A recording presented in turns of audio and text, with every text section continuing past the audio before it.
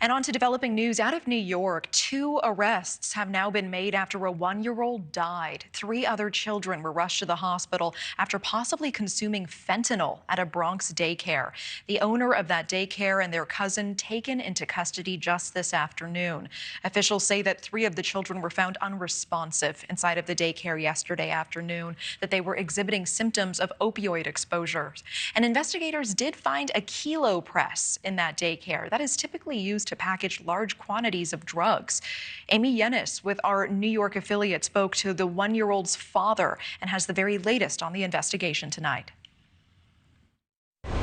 His name was Nicholas, and I spoke to his father, who is remarkably strong. He says he has no choice. He has to lean on his faith and stay strong for his wife and other children who are completely devastated by what happened here, and it's still not even clear why. Folks are going to move back past that. Oh my God. Otoniel Feliz says he never wanted to put his son Nicholas in daycare. He had a bad feeling from the start, and on Friday afternoon, his worst fears became real. The 1-year-old died after he and 3 other babies came in contact with fentanyl at a Bronx daycare center. Yo nunca he confiado, no confiaba. He says he never trusted it. He felt it in his heart that his son would not be okay if he was not in their care. Authorities say when they got to the scene on Morris Avenue near Kingsbridge Road, they found Nicholas, another 2-year-old boy, and an 8-month-old baby girl, all showing signs of opioid exposure.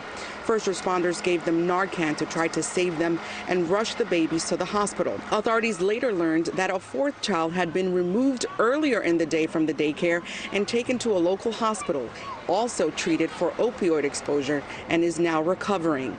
But Nicholas, who had just turned 1 year and 9 months old, could not be saved. Niño feliz, alegre, niño sobresaliente, inteligente. He says his son was a happy child, bright, and could already say a few words in English and Spanish. He was loving, kind, respectful, and would wave at people on the street.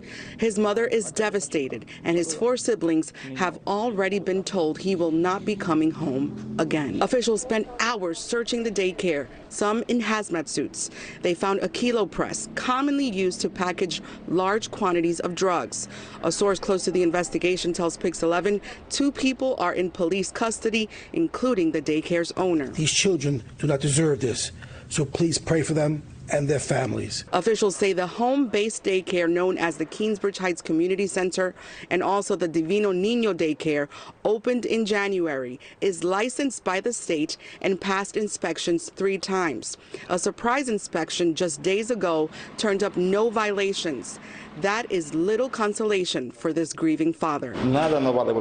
He says nothing will give me back our son. Not all the gold in the world will make up for his life. As a parent, the life of a child is priceless, and the value will always be in my heart. Again, there are 2 people in police custody. This is an active investigation.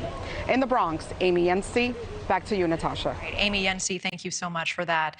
Thank you for watching. Go to newsnationnow.com to find News Nation on your television provider. And don't forget to click the red subscribe button below to get more of News Nation's fact-driven, unbiased coverage.